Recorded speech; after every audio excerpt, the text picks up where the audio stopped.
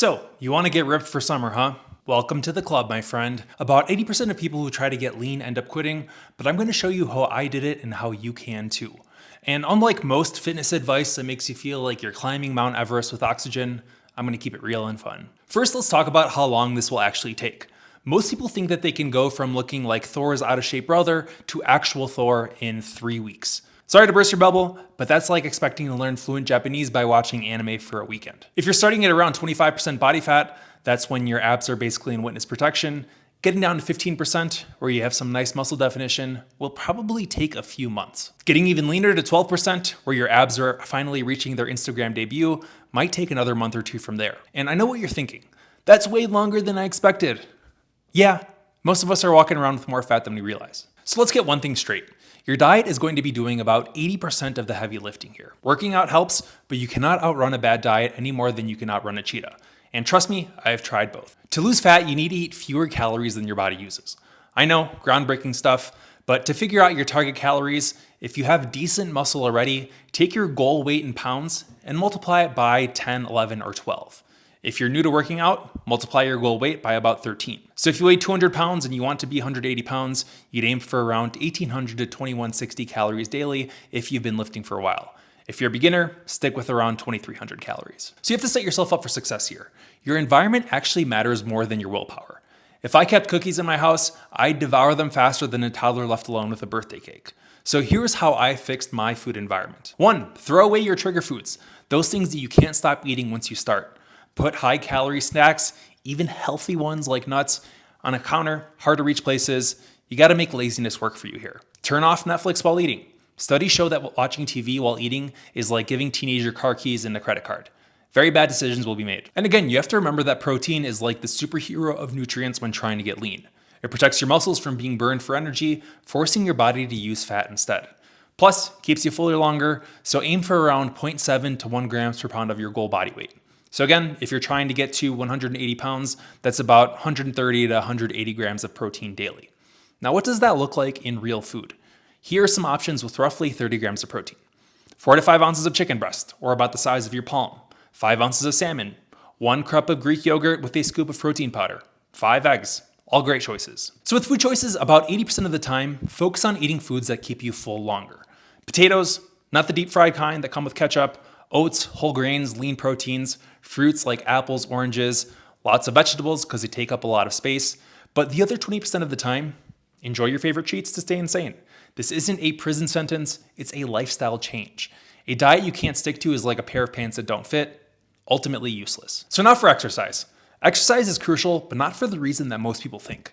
The main benefit of exercise for fat loss isn't the calories you burn during workouts, it's that it tells your body to hold on to muscle while burning fat. Research shows the most effective fat loss approach is a calorie deficit plus lifting weights. So aim to lift 3 to 5 times per week.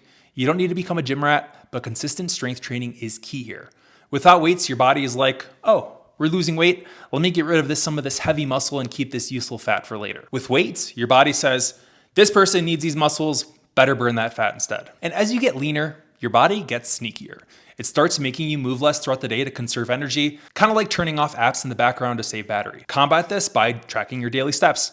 Aim for at least 7,000 or 8,000 per day. If you're struggling to lose those last stubborn pounds, add another daily 30-minute walk. It's like the secret sauce that nobody talks about. Simple, but effective. So here's where the rubber meets the road. Getting lean isn't about perfection. It's about consistency. Here are 3 tricks that help me stick with it overall. 1 is the power of 70%.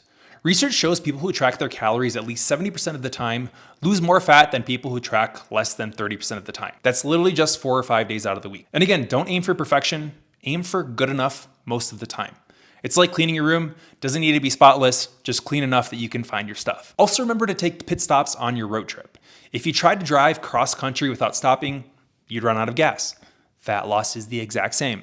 So after every 8 to 12 weeks of dieting, take a 1 or 2 week diet break where you eat about 500 calories more per day. This isn't a free pass to eat like you're at a carnival, but it gives you mental and physical breathing room. Your body is literally like a toddler. Sometimes it just needs a nap to reset. So most people also quit right before they see results in their belly. Your body loses fat in a specific order, starting with face, chest, shoulders, arms, and back.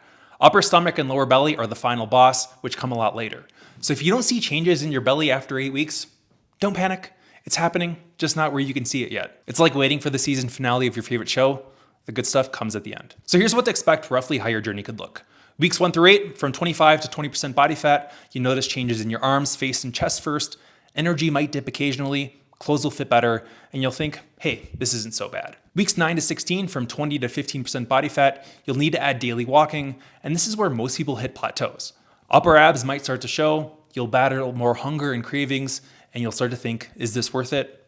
Yes, it is. Weeks 17 to 24, from 15 to 12% body fat, you'll need to be stricter with your diet. Your metabolism will fight back like a cornered cat.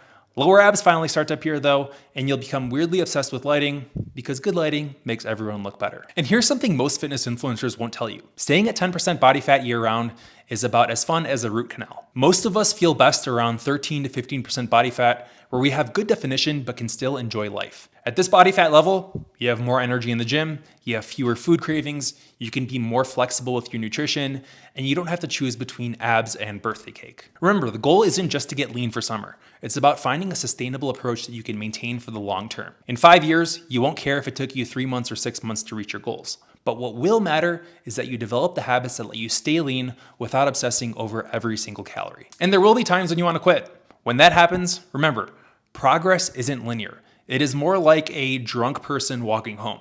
They'll get there eventually, but definitely not in a straight line. Every perfect body you see on social media took months or years to build, never weeks. And there's often good lighting and PEDs involved, so make sure to keep a realistic approach. The scale is just one measure of progress. Also pay attention to how your clothes fit, your energy levels, and your strength in the gym. Getting lean is a lot like learning to play an instrument.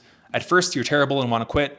Then you get pretty decent, but hit plateaus. Eventually, if you stick with it, you become good enough to impress people at parties. And that's what life's all about, my friend. So stick with it, trust the process, and remember, summer comes every single year, but the habits you build now can last you a lifetime.